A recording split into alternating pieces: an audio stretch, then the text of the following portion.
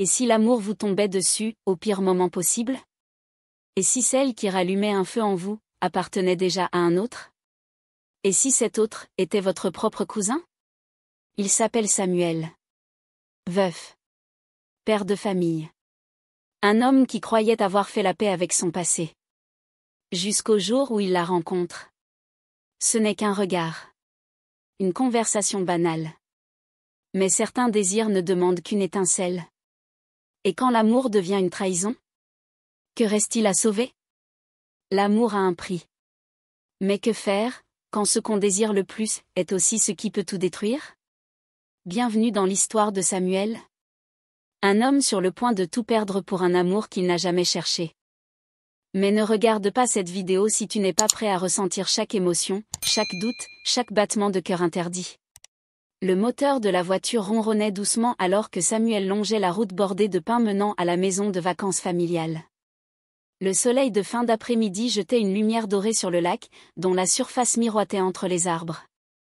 À l'arrière, ses deux enfants, Léa, 10 ans, et Noah, 13 ans, regardaient par la fenêtre, plongés dans le silence paisible qui accompagnait toujours leur arrivée ici. La vieille maison en bois se dessinait enfin au bout du chemin, familière et immuable. Samuel coupa le contact et laissa échapper un soupir. Chaque été, ce lieu ravivait des souvenirs qu'il n'était pas certain de vouloir affronter. L'écho du rire de Clara, sa femme disparue 3 ans plus tôt, semblait encore flotter dans l'air, incrusté dans le bois du porche, dans les effluves de résine et de lac. « Papa, tu rêves ?» demanda Noah en détachant sa ceinture. Samuel offrit un sourire léger et sortit de la voiture.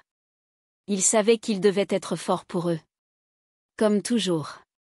La première soirée s'écoula dans une douce monotonie. Après avoir défait leurs valises, ils préparèrent ensemble un repas simple. Le crépitement du feu dans la cheminée et le clapotis de l'eau contre le ponton rythmaient la nuit naissante. Léa s'endormit rapidement dans son lit sous les combles, bercée par le chant lointain des grenouilles. Noah, lui, s'installa sur la terrasse, son livre sur les genoux, perdu dans ses pensées d'adolescent.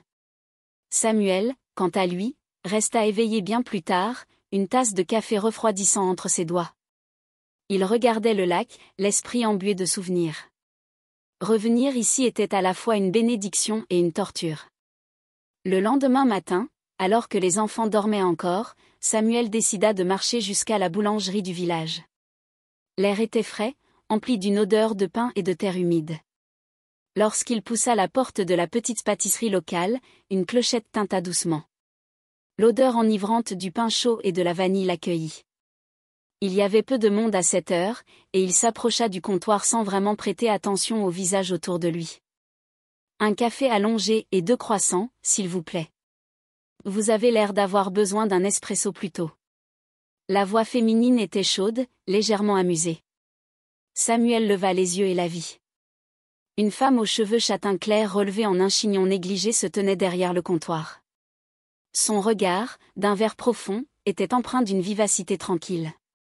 Elle portait une chemise blanche à manches retroussées et un tablier légèrement poudré de farine. « Je suis plus café filtre », répondit Samuel en esquissant un sourire. « Un classique, alors. Mais parfois, un bon espresso change la donne. » Elle lui tendit sa commande et un petit biscuit sablé en supplément.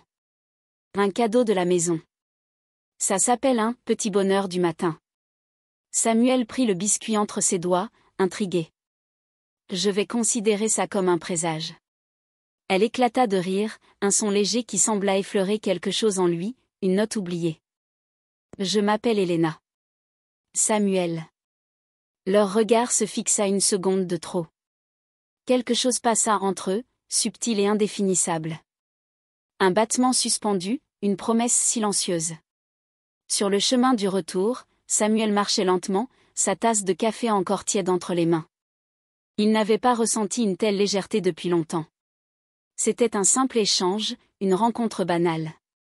Pourtant, il sentait en lui un infime déséquilibre, une oscillation imperceptible.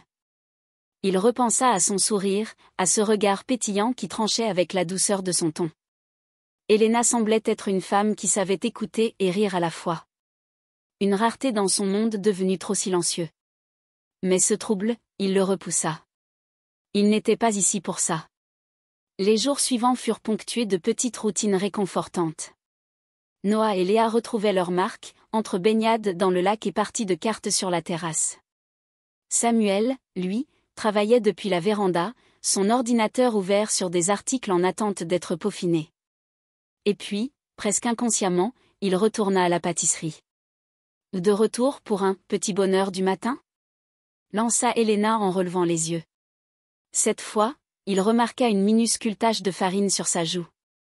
Et contre toute attente, il sourit en désignant la marque du doigt. « Je crois que votre réputation de perfection est en péril. » Elle rit et essuya sa joue du revers de la main. Un simple moment, anodin. Mais ces instants furtifs, légers, devinrent des parenthèses dans ses journées. Jusqu'à ce dîner familial. Samuel n'avait jamais cessé d'aimer Clara. Depuis leur rencontre, elle avait été la lumière de son existence, l'âme qui donnait un sens à chaque instant. Ils s'étaient connus lors d'un été radieux, alors qu'il travaillait encore à ses débuts comme ingénieur. Clara, artiste passionnée, avait su adoucir son monde de chiffres et de calculs par sa spontanéité et sa douceur. Leur amour était né d'une évidence, une alchimie parfaite entre deux âmes que tout semblait opposer mais que le destin avait irrémédiablement liées. Leur mariage avait été à leur image, simple, chaleureux, empli de promesses et d'espoir. Ils avaient construit leur foyer avec la même ardeur, donnant naissance à deux merveilleux enfants, Noah et Léa. Ensemble, ils avaient tissé des souvenirs d'une douceur infinie, des moments volés à l'éternité qui paraissaient aujourd'hui si lointains. Mais la vie, parfois cruelle, n'offre pas toujours un avenir à la hauteur des rêves. La maladie était survenue sans prévenir, insidieuse, implacable. Clara avait lutté avec une force admirable, dissimulant sa douleur derrière son sourire lumineux. Samuel, impuissant, s'était accroché à chaque espoir, à chaque répit. Mais lorsque Clara s'était éteinte, un péan entier de son univers s'était écroulé, le plongeant dans une douleur insondable. Le deuil avait été une traversée solitaire, un combat quotidien contre le vide laissé par son absence. Les premiers mois, il s'était perdu dans une mélancolie silencieuse, incapable de donner un sens à ce qui lui restait. Pourtant, il ne pouvait se permettre de s'effondrer.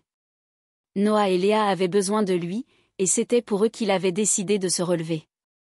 Il s'était alors entièrement consacré à ses enfants, devenant à la fois père et mère, veillant sur eux avec une attention redoublée.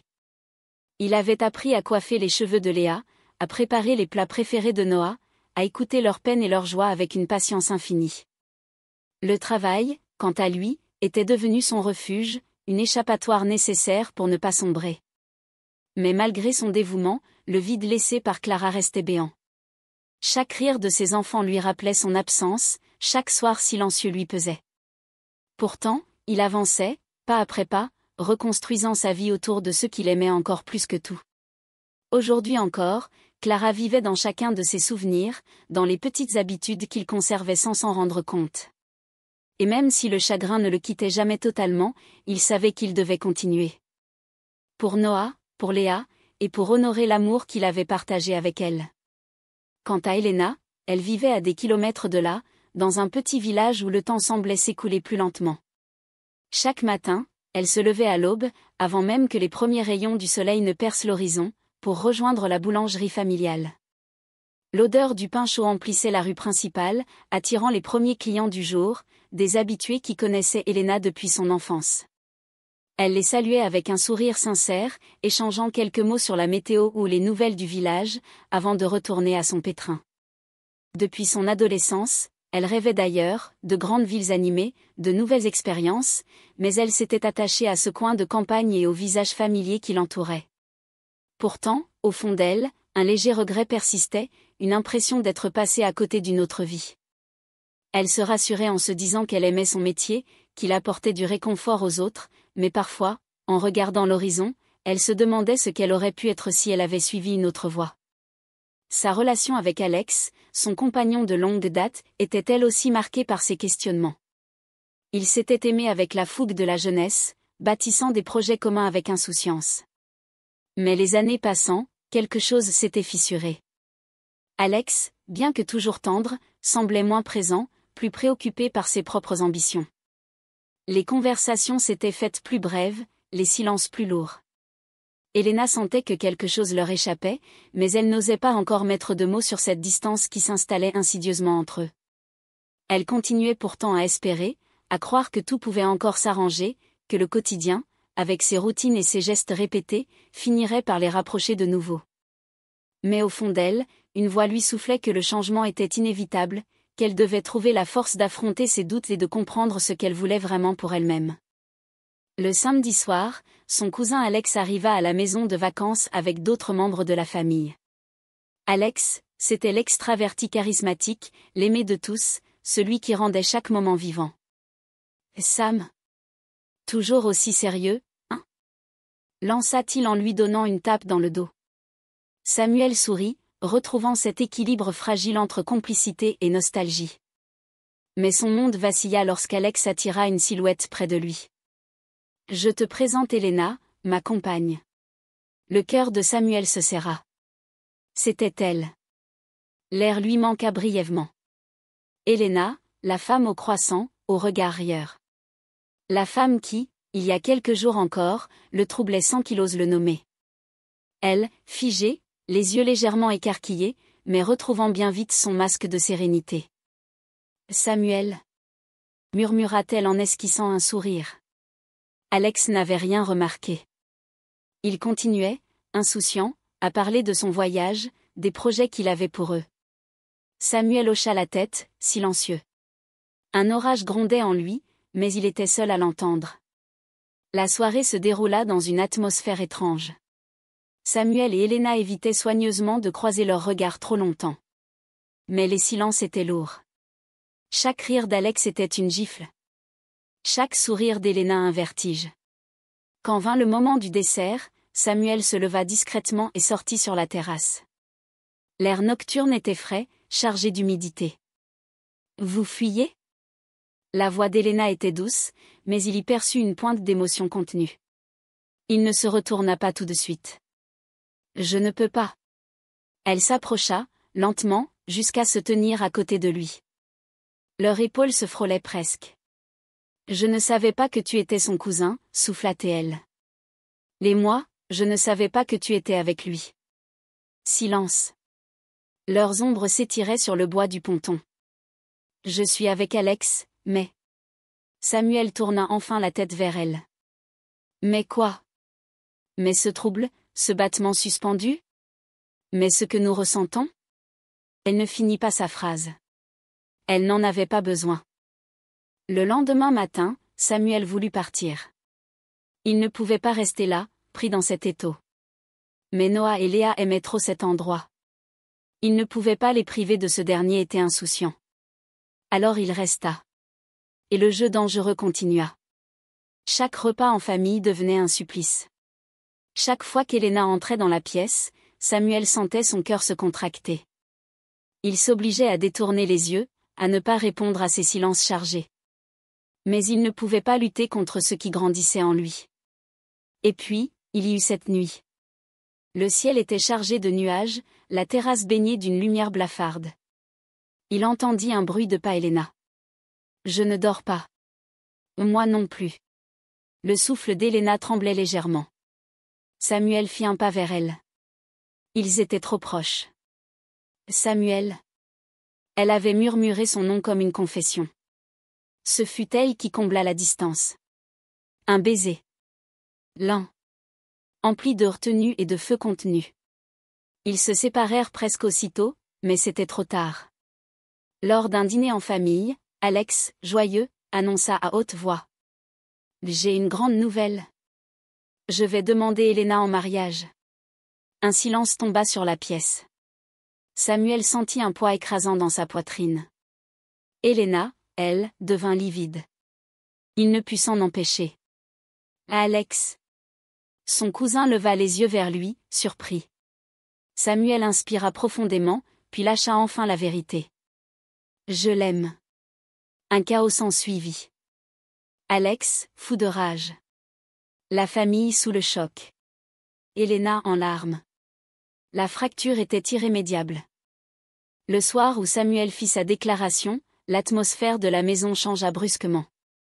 Noah et Léa, jusque-là habitués à voir leur père entièrement dévoué à leur bien-être, furent frappés de stupeur. Pour eux, l'idée que Samuel puisse à nouveau aimer quelqu'un semblait inconcevable, presque une trahison à la mémoire de leur mère.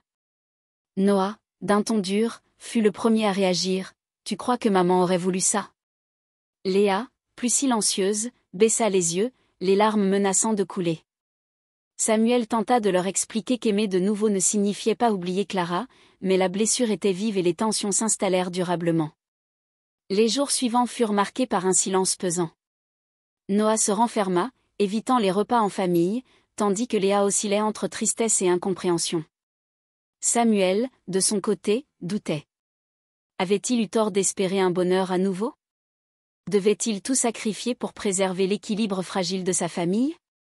Pendant ce temps, Helena, elle aussi, faisait face à ses propres conflits intérieurs. L'annonce de Samuel lui avait fait peur autant qu'elle l'avait émue. Elle se sentait coupable d'entrer dans cette famille encore marquée par le deuil, incertaine de sa place. Un soir, alors qu'elle hésitait à tout abandonner, elle reçut un message inattendu. Léa lui avait écrit « J'ai peur de ce que ça change, mais j'aimerais te parler ». Ce simple message ouvrit une brèche dans la tourmente. Il restait encore des obstacles, des douleurs à apaiser, mais une nouvelle histoire était peut-être en train de s'écrire. Lorsqu'Alex apprit la vérité sur les sentiments d'Helena pour Samuel, ce fut un choc brutal. Leur relation, déjà fragile, vola en éclats. Il refusa de comprendre, la colère l'emporta sur toute autre émotion. « Alors tout ce qu'on a construit ne signifie plus rien pour toi » hurla-t-il, le regard rempli d'incompréhension et de douleur. Helena tenta d'expliquer, de lui faire entendre ses doutes, ses tourments, mais Alex, blessé, n'écoutait plus. La rupture fut inévitable et brutale.